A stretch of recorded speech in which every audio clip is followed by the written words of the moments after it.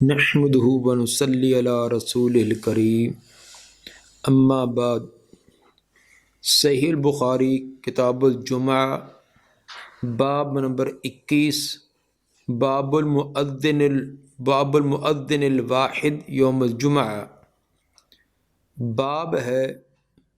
کہ جمعے کے دن ایک ہی مؤذن کا اذان کہنا۔ امام بخاری رحمہ اللہ ان لوگوں کا رد کرنا چاہتے ہیں جو یہ دعویٰ کرتے ہیں کہ نبی کے زمانہ میں 3 اذانیں 3 مؤذن کہتے، پہلے ایک اذان کہہ کر خاموش ہوتا، پھر دوسرا کہتا، پھر تیسرا کہتا، تو تب آپ کھڑے ہو کر خطبہ شروع کرتے۔ امام بخاری رحمہ اللہ فرماتے ہیں کہ یہ بلا دلیل بات ہے، اس کا کوئی ثبوت نہیں کہ آپ کے زمانے کے اندر 3 مؤذن اذانیں کہتے ہوں، مؤذن ایک ہی تھا، اور جمعے کی اذان بھی ایک ہی ہوتی تھی، ایک اذان اور اس کے بعد تکبیر۔ جو جمعے کی اذان سے پہلے ایک اذان جو جاری ہوئی ہے وہ حضرت عثمان رضی اللہ تعالیٰ عنہ کے دور میں ہوئی ہے، جس طرح کہ گزشتہ باب کے اندر بھی اس کی وضاحت کی گئی ہے، اور اس کے اندر بھی بات آ رہی ہے۔ حدیث نمبر 913،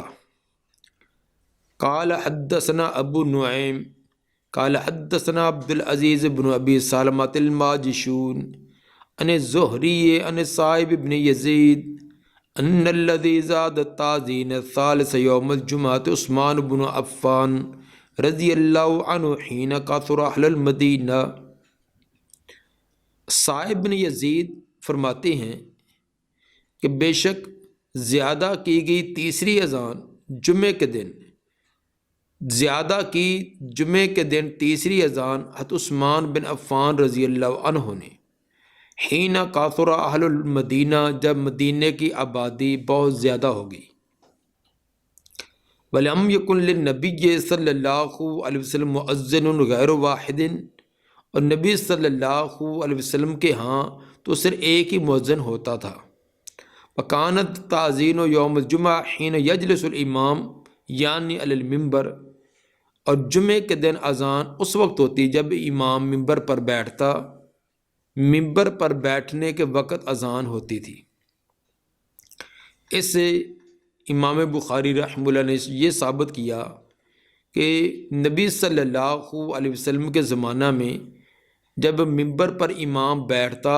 اس وقت صرف ایک ہی اذان کہی جاتی تھی۔ البتہ حضرت عثمان رضی اللہ تعالیٰ عنہ کے دور میں جو ایک اذان کا اضافہ کیا گیا، یہ صرف لوگوں کو اطلاع دینے کے لیے کہ جمعے کا وقت قریب ہونا چاہتا ہے، آپ اپنی تمام مصروفیات کو ختم کر کے جمعے کی تیاری کے لیے آ جائیں۔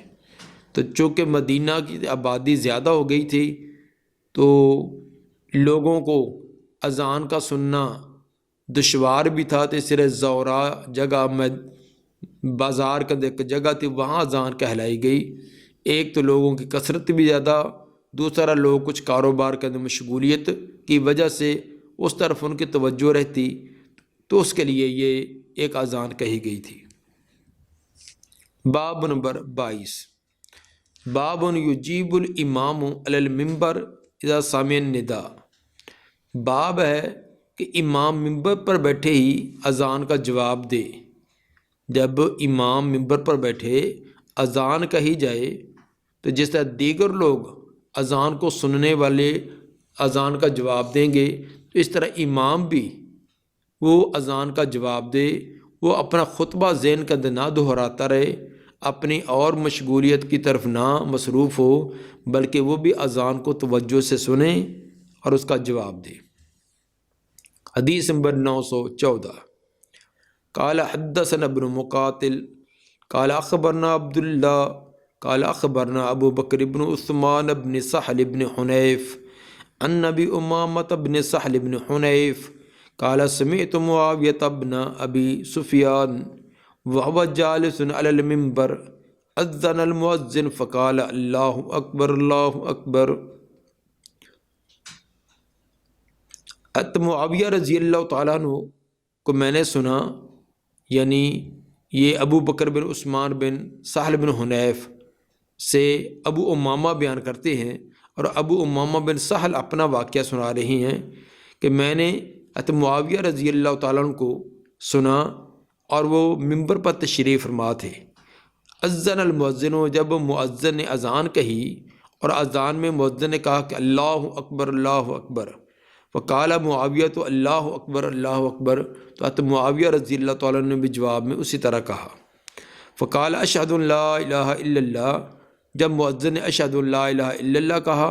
فقال معاویہ تو وآنا کا معنی میں بھی شہادت دیتا ہوں، یعنی وآنا اشہد، آگے آنا مبتدا ہوگا اور آگے اشہد یہ جملہ اس کی خبر ہو جائے گی، میں بھی یہی گواہی دیتا ہوں۔ وآنا اس کا ایک معنی تو یہ کہ صرف ضمیر ہی انہوں نے استعمال کی کہ میں بھی، یعنی جیسے مؤذن نے کہا میں بھی ایسے کہتا ہوں۔ اس سے ثابت ہوا کہ اگر پورا کلمہ دہرانے کے بجائے کوئی آنا کہہ دے تو اس کا جواز ہے۔ امام ابن حبان رحمہ اللہ نے اس کے متعلق ایک مستقل باب اور ایک مستقل عنوان قائم کیا ہے، دیکھیے صحیح ابن حبان جلد 4 صفحہ 97۔ چونکہ معاویہ رضی اللہ تعالیٰ عنہ نے یہ الفاظ آگے مرفوع بیان کیے ہیں، نبی کی طرف ان کی نسبت کی ہے۔ اور دوسرا یہ بھی معنی ہو سکتا ہے کہ وہ آنا کے بعد پورا کلمہ بھی دہرایا ہو، یعنی وہ آنا اشہد لا الہ الا اللہ، وہ بھی ساتھ ہی ہو کہ میں بھی گواہی دیتا ہوں کہ اللہ کے سوا کوئی الہ اور معبود نہیں ہے۔ فقال اشہد ان محمد رسول اللہ، جب مؤذن نے اشہد ان محمد رسول اللہ کہا، فقال معاویہ تو آنا میں بھی۔ فلما ان قضت تعزینہ، جب مؤذن نے اذان مکمل کر لی، قال تو معاویہ رضی اللہ تعالیٰ نے فرمایا یا ایھا الناس، اے لوگو، خطبہ شروع کرنے سے پہلے یہ بات لوگوں کو کہی، انی سمعت رسول اللہ صلی اللہ علیہ وسلم اللہ علی ھذا المجلس حین اذن المؤذن، میں نے سنا رسول صلی اللہ علیہ وسلم کو اسی بیٹھنے کی جگہ پر، جیسے میں ممبر پر بیٹھا ہوں اسی طرح آپ تشریف فرما تھے۔ جب مؤذن نے اذان کہی تو یقول ما سمعت منی میں مقالتی، تو آپ نے بھی اسی طرح فرمایا تھا جیسے تم نے مجھے کہتے ہوئے سنا ہے، جیسے میں نے مؤذن کی اذان کا جواب دیا اور تم نے سنا ہے، میں نے نبی صلی اللہ علیہ وسلم کو بھی اسی طرح جواب دیتے یہاں سنا تھا۔ تو ثابت ہوا کہ مؤذن کا جواب جیسے دیگر سامعین وہ اذان سننے کے بعد دیں گے، اسی طرح جو امام خطبے کے لیے ممبر پر تشریف فرما ہے وہ بھی اذان کا جواب دے، اور اذان کے جواب کے اندر جیسے مؤذن ایک ایک کلمہ دہراتا ہے اسی طرح پورا کلمہ دہرایا جائے، یا آنا کا لفظ کہہ دیا جائے تو یہ بھی کافی ہو جائے گا۔ البتہ حی علی الطعن، حی علی الصلاح، حی علی الفلاح کی جگہ لا حول ولا قوت الا باللہ اس کے الگ سے الفاظ ثابت ہیں۔ باب نمبر 23، باب الجلوس علی المنبر عند التعزین، باب ہے کہ اذان کے وقت ممبر پر بیٹھنا۔ ممبر پر کب بیٹھے امام جا کر؟ جب اذان کا وقت ہو۔ اس سے امام بخاری ان لوگوں کا رد کرنا چاہتے ہیں جو کہتے ہیں کہ اذان کے وقت ممبر پر بیٹھنا یہ کہ مشروع نہیں ہے، جس طرح کہ اہل کوفہ ان کا یہ نظریہ ہے کہ اذان کے وقت ممبر پر بیٹھنا یہ کوئی مشروع نہیں، جبکہ امام مالک، امام شافعی اور جمہور محدثین اور فقہا اس کو مسنون قرار دیتی ہیں کہ امام جب ممبر پر بیٹھے تو تب اذان شروع کی جائے۔ حدیث نمبر 915، قال حدثنا یحیی بن بکیر قال حدثنا اللیث عن عقیل عن ابن شہاب ان صائب بن یزید اخبرہ ان تعزین الثانی یوم الجمعہ امر به عثمان۔ صائب بن یزید فرماتے ہیں کہ دوسری اذان جمعے کے دن اس کا حکم دیا تھا تو عثمان رضی اللہ عنہ نے حین کاثر اہل المسجد، جب مسجد کی آبادی، مسجد میں آنے والے بہت زیادہ ہو گئے، وکان تعظین یوم الجمعہ حین یجلس الامام، اور جمعے کے دن اذان اس وقت ہوتی تھی جب امام بیٹھتا، جب امام ممبر پر بیٹھتا تب اذان کہی جاتی۔ اس سے ثابت ہوا کہ اذان امام کے ممبر پر بیٹھنے کے بعد ہونی چاہیے۔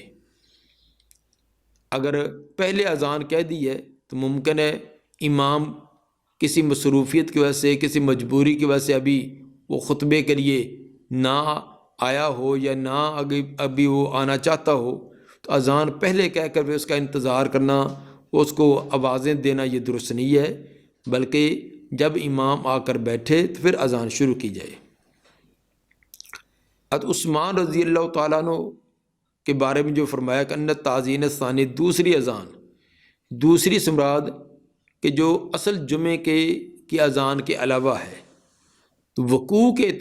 یہ وجود کے اعتبار سے یہ دوسرے نمبر پر ہے، کیونکہ جو ممبر پر بیٹھتے ہوئے جو اذان کہی جاتی ہے وہ اصل ہے، وجود کے اعتبار سے وہ پہلے ہے،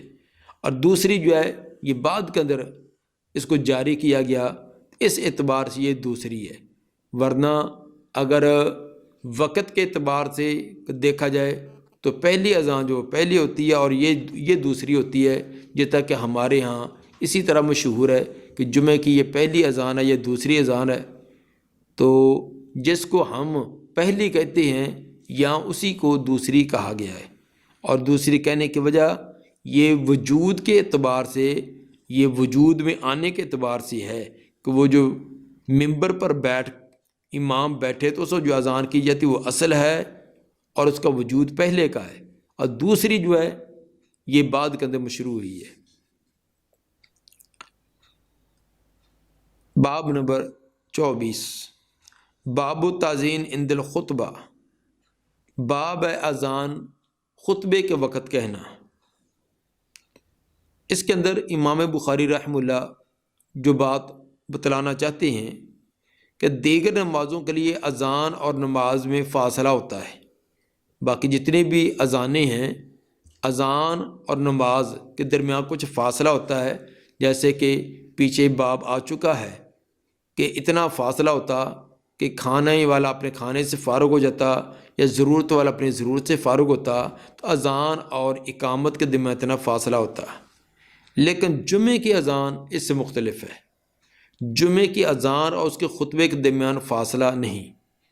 اذان ختم ہوگی، ختم ہونے کے بعد خطبہ شروع ہو جائے گا، ہاں البتہ درود پڑھ کر اور دعا مسنون پڑھنا اتنا تو وقت ہوگا،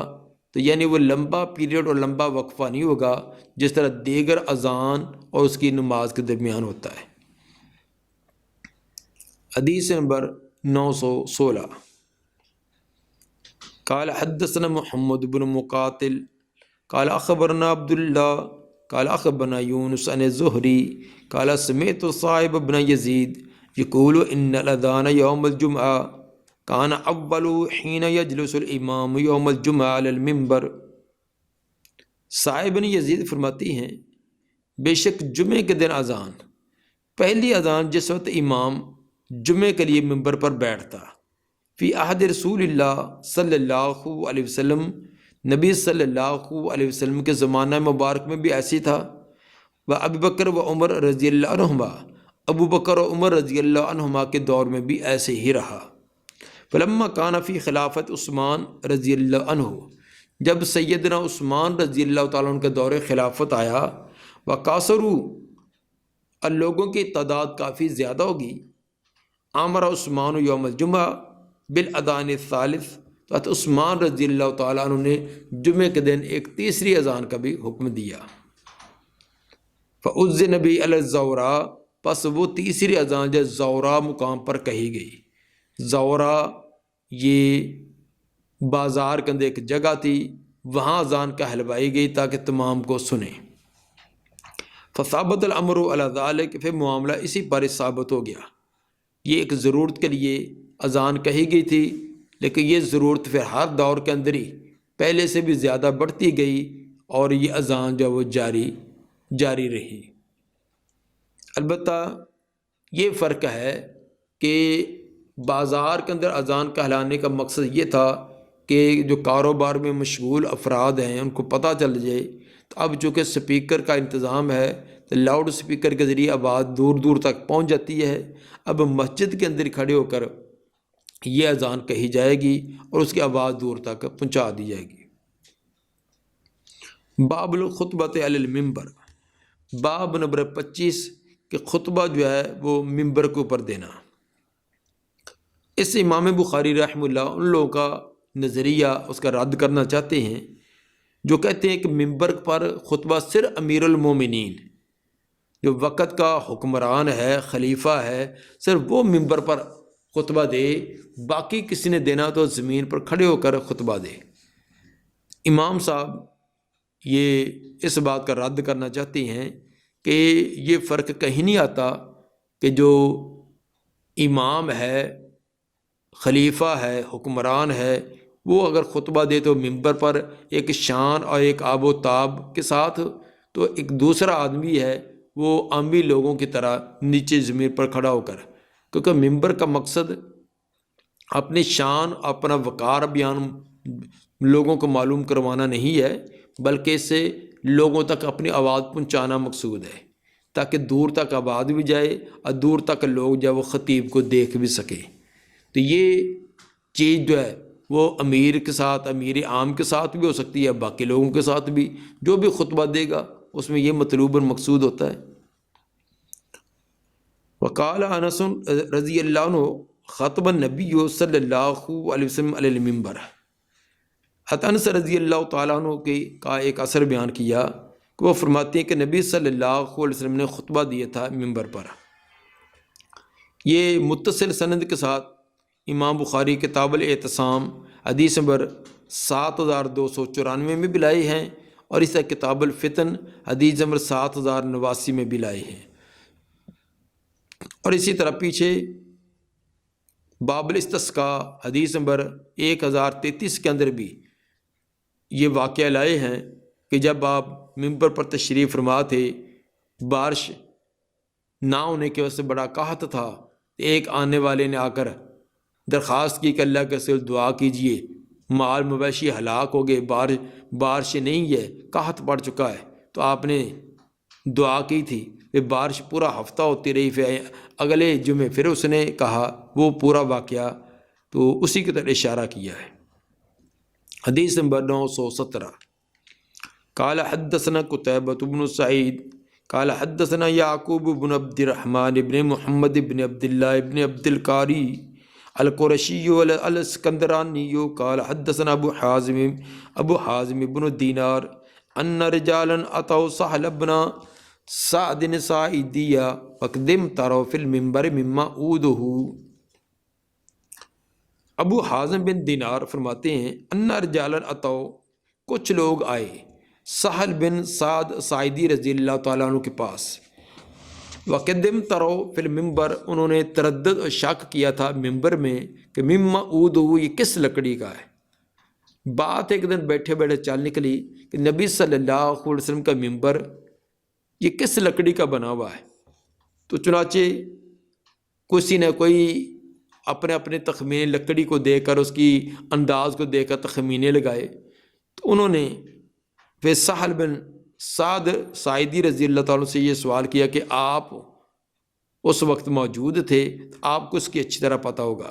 فسألوا عن ذلك، انہوں نے اس بارے میں سوال کیا۔ فقال واللہ انی لعارف مما ہوا، انہوں نے کہا کہ واقعی اللہ کی قسم میں اچھی طرح پہچانتا ہوں کہ یہ کس چیز سے بنا ہے، کس لکڑی سے بنا ہے۔ وَلَقَدْ رَأَيْتُ أَوَّلَ يَوْمٍ وَزِعَ وَأَوَّلَ يَوْمٍ جَلَسَ عَلَيْهِ رسول اللہ صلی اللہ علیہ وسلم، میں نے دیکھا اس کو پہلے دن جب یہ رکھا گیا تھا، پہلے دن جب ممبر یہاں بنا کر رکھا گیا تو اس دن میں نے دیکھا، اور پہلے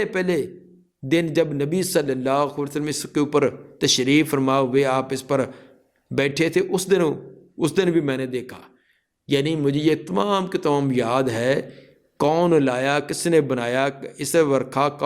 کب یہ رکھا گیا، اور آپ پہلا خطبہ جو آپ نے اس پر دیا یہ سب مجھے معلوم ہے۔ واقعہ یہ ہوا کہ ارسل رسول اللہ صلی اللہ علیہ وسلم الی فلانۃ امرأۃ من الانصار قد سماها سہل،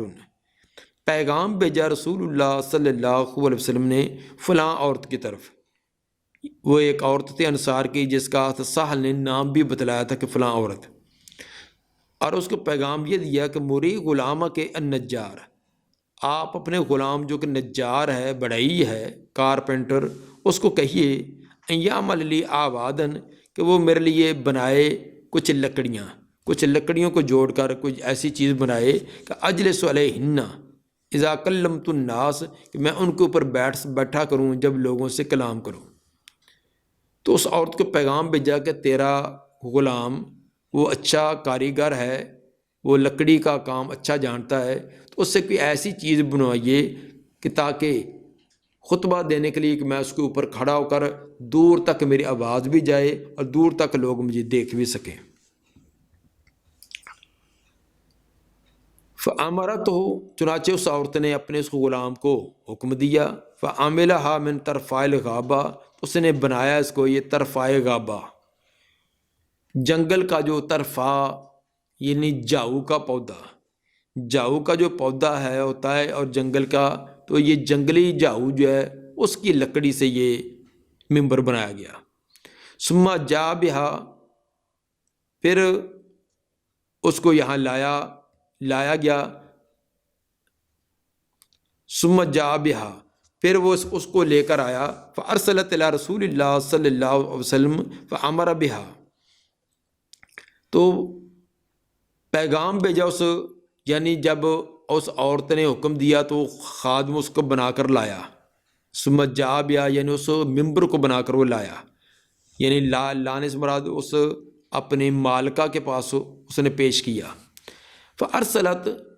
تو اس عورت نے پیغام بھیجا رسول اللہ صلی اللہ علیہ وسلم کی طرف، فامر بها فوضعت ہاؤنا، تو آپ نے حکم دیا اس کو اس جگہ رکھا گیا جہاں اب مسجد نبوی کے اندر موجود تھا۔ ثم رأیت رسول اللہ صلی اللہ علیہ وسلم صلی علیہ، پھر میں نے دیکھا رسول اللہ صلی اللہ علیہ وسلم کو، آپ نے نماز پڑھی اس کے اوپر، وکبر وهو علیہ، اور آپ نے تکبیر کہی اس حال میں کہ آپ ممبر پر ہی تھے، ثم راکع وهو علیہ، پھر ممبر کے اوپر رکوع کیا، ثم نازل القہقرہ، پھر آپ الٹے پاؤں پیچھے ہٹے، فساجد فی اصل الممبر، اور ممبر کے نیچے، ممبر کی جاڑ جہاں رکھا ہوا تھا نیچے زمین پر اتر کر سجدہ کیا، ثم عاد، پھر واپس آپ ممبر پر تشریف فرما ہوئے، فلما فارغا، جب اپنی نماز سے فارغ ہوئے، اقبل علی الناس، لوگوں تک کی طرف متوجہ ہوئے، فقال ایھا الناس انما صنعت ھذا، اے لوگوں میں نے یہ کام اس لیے کیا ہے، لتاتموا، تاکہ تم میری اقتداء کرے، ولتعلموا صلاتی، اور تاکہ تم میری نماز کو اچھی طرح جان لو۔ جب ممبر رکھا گیا تو آپ نے نماز ممبر کے اوپر پڑھ کر دکھلائی تاکہ تمام لوگ قیام رکوع سب کچھ دیکھیں۔ تو قیام اور رکوع اور قومہ یہ تو ممبر پر ہو سکتے تھے، لیکن سجدہ کرنا یہ مشکل تھا، تو سجدے کی باری آپ پچھلے پاؤں نیچے اتر کر زمین پر سجدہ کیا، سجدہ کرنے کے بعد پھر ممبر پر تشریف فرما ہوئے، یعنی عملی طور پر پریکٹیکل طور پر نماز آپ نے پڑھ کر دکھلائی، تاکہ کیونکہ بتلانا کچھ اور ہوتا ہے، عملی طور پر کر کے دکھلانا اس میں کوئی فرق ہوتا ہے۔ تو نماز کی اتنی اہم چیز تھی کہ آپ نے ممبر کے اوپر پوری کی پوری نماز پڑھ کر دکھلائی، تاکہ قیام، رکوع، قومہ، یہ سب چیزیں، تشہد، یہ تمام دیکھیں۔ تو جب باقی چیزیں دیکھ رہے تھے، جب آپ سجدے کی باری ہوئی تو لوگ اس وقت بھی انہوں نے آگے کھڑے ہو کر یا آگے جھک کر آپ کا سجدہ اس کو اچھی طرح ملاحظہ کیا۔ تو بہرحال ثابت سے یہ کیا ہے کہ خطبہ آپ نے یہ ممبر کے اوپر دیا کرتے تھے۔ پہلا خطبہ بھی آپ نے ممبر جب رکھا گیا، بنایا گیا، تو آپ نے اس انداز میں دیا کہ نماز کو پریکٹیکل کا طور پر کر کے دکھلایا ہے۔ تو اس سے یہ بھی ثابت ہوا اگر امام زبانی بیان کرنے کے ساتھ ساتھ پریکٹیکل طور پر کوئی چیز دکھلائے، ہاتھ کے اشارے کے ساتھ، سر کے اشارے کے ساتھ، کچھ سے اس کی حیت اور کیفیت ہاتھوں کے ساتھ بنا کر کہ یہ چیز ایسی ہے جیسے جو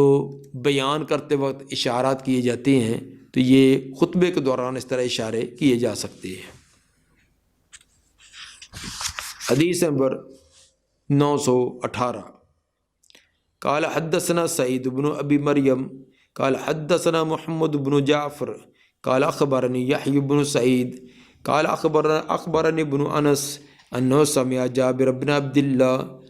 قال کان جزء یقوم الیہ النبی صلی اللہ علیہ وسلم۔ جابر بن عبداللہ رضی اللہ تعالیٰ فرماتے ہیں کہ کانا جزء ایک کھجور کا تنا تھا، یقوم الیہ النبی صلی اللہ علیہ وسلم، نبی صلی اللہ علیہ وسلم اس کے ساتھ کھڑے ہوا کرتے تھے۔ کھجور کا خشک تنا گاڑا ہوا تھا آگے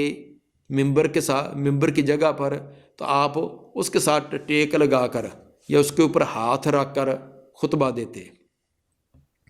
فلما وضع لہ المنبر، جب آپ کے لیے ممبر رکھا گیا، سمیت للجزء مثل اصوات الاشار، تو میں نے کھجور کے اس خشک تنے کی آواز سنی جس طرح کہ اونٹنی 10 ماہ کی اونٹنی اپنے بچے کے لیے روتی ہے، جیسے اونٹنی کا بچہ آگے پیچھے ہو گیا ہو، جیسے وہ بل بلاتی ہے، اس طرح اس کھجور کے تنے کے رونے کی آواز میں نے سنی۔ حتیٰ نازل النبی صلی اللہ علیہ وسلم، حتیٰ کہ نبی صلی اللہ علیہ وسلم ممبر سے نیچے اترے، ووضع یدہ علیہ، اور اپنا ہاتھ، اپنا دست مبارک کو کھجور کے اس تنے کے اوپر رکھا، اور بعض روایات میں یہ کہ اس کو معانقہ کیا، اس کو اپنے بغل میں لیا، تب وہ جا کر خاموش ہوا۔ پہلے آپ اس کھجور کے تنے کے ساتھ ٹیک لگا کر یا اس کے اوپر اپنا ہاتھ وغیرہ رکھ کر تو وہ بالکل آپ کے ساتھ ملا ہوتا تھا، تو جب آپ ممبر پر تشریف فرما ہوئے تو اس کا فاصلہ ہو گیا، اس کو تھوڑا سا دور ہو گیا، اس دوری کی وجہ سے کھجور کا خشک تنا بے جان جب وہ بھی رونے لگا۔ اب اندازہ کریں، حالانکہ آواز تو اس کو وہاں بھی جا رہی تھی، تو اس نبی کا وہ قرب جو پہلے بالکل قرب تھا، اس میں تھوڑا سے فاصلے کی وجہ سے اسے یہ بھی ثابت ہوا کہ علم کی بات جتنا استاد کے خطیب کے قریب سے ملتی ہے وہ اتنی دور سے نہیں ملتی۔ کھجور کے تنے نے چند فٹ کا فاصلہ جب وہ بھی برداشت نہ کیا تو وہ لوگ جو خطبہ سننے کے لیے وہ سب سے آخری صف میں ٹیک لگا کر بیٹھے ہوتے ہیں تاکہ سلام پھرتے ہمیں بھاگنے کے لیے جلدی راستہ مل جائے، تو وہ بھی سوچیں کہ ان کے لیے کہ اگلی صفیں خالی چھوڑ کر وہ سب سے آخر میں بیٹھے ہوتے ہیں، یا ان کی عادت ہوتی ہے کہ آنا سب سے آخر میں ہوتا ہے تاکہ نکلنے میں ہمیں سب سے پہلے نکلنے میں آسانی ہو جائے، آنا سب سے آخر میں اور جانا سب سے پہلے۔ اور اسی طرح کچھ علم حاصل کرنے والے کلاس کے اندر طالب علموں کو بھی عادت ہوتی ہے پیچھے ہی پیچھے، انہوں نے 12 مہینے جب بھی دیکھو پچھلے وہ اینڈ پر سر نیچے کر کے بیٹھے ہوتے ہیں کہ کہیں استاد کی نظر نہ پڑ جائے۔ تو اس طرح کے لوگ جب علم سے محروم رہتے ہیں، ذوق اور شوق رکھنے والے جو آگے بڑھ کر قریب بیٹھتے ہیں، ان کو علم کا کوئی مزہ اور علم کا جو چیز اور انداز میں حاصل ہوتی ہے۔ وقال سلیمان یحییٰ اخبرنی حفص بن عبید اللہ بن انس انہ سمع جابر بن عبداللہ۔ پیچھے والی روایت کے اندر یحییٰ بن سعید کہتے ہیں قال اخبرنی ابن انس انہ سمع، تو ادھر صیغہ تصریح کا بیان کیا کہ یحییٰ کہتے اخبرنی حفص بن عبید اللہ بن انس انہ سمع جابر، یعنی اس کے اندر تصریح کر دی ہے دوسری سند کے ساتھ۔ حدیث نمبر 919 حدثنا آدم بن ابی ایاس قال حدثنا ابن ابی ذئب عن زہری عن سالم عن ابی قال سمعت النبی صلی اللہ علیہ وسلم یخطب علی المنبر، فرماتے ہیں کہ میں نے نبی صلی اللہ علیہ وسلم کو ممبر پر خطبہ دیتے سنا۔ فقال من جاء الی الجمعۃ فلیغتسل، آپ جمعے کے اندر یہ بھی فرما رہے تھے کہ جو جمعے کے لیے آئے تو وہ غسل کر کے آئے۔ یہ روایت پہلے بھی حدیث نمبر 877 اور 879 میں گزر چکی ہے، تو یہاں ثابت یہ کرنا ہے کہ آپ یخطب علی المنبر، آپ ممبر پر خطبہ ارشاد فرما رہے تھے، تو ثابت ہوا کہ ممبر کا استعمال کرنا جس طرح امام حاکم وہ کر سکتا ہے، اس طرح کوئی عامی آدمی اگر خطبہ دے تو وہ بھی ممبر کو استعمال کر سکتا ہے، اس کے اوپر بیٹھ سکتا ہے۔ اس کے اندر مطلوب اور مقصود ایک وقت کا حکمران، خلیفہ، امام اس کا، اور دوسرا کوئی خطیب ہے، اس کا مطلوب اور مقصود دونوں کا ایک ہی ہے، وہ ہے اپنی آواز کو دور تک پہنچانا اور حاضرین تمام کو یہ اس کا جسم بھی، اس کے حرکات و سکنات بھی نظر آئیں۔ البتہ ممبر کا استعمال کے اوپر بیٹھ کر خطبہ دینا یہ کہ فرض یا واجب نہیں ہے۔ اگر کسی مسجد کے اندر ممبر نہیں ہے تو یہ نہیں، وہ خطبہ ہی نہیں ہوگا، تو ویسے بھی دیا جا سکتا ہے، لیکن مسنون طریقہ، مستحب طریقہ یہ ہے، بہتر افضل طریقہ یہ ہے، ورنہ ممبر کے بغیر بھی خطبہ دیا جا سکتا ہے۔ دعا ہے اللہ تعالی نبی صلی اللہ علیہ وسلم کے فرامین پر عمل کرنے کی توفیق عطا فرمائے۔ سبحان ربک رب العزت عما یصفون وسلام علی المرسلین والحمد للہ رب العالمین۔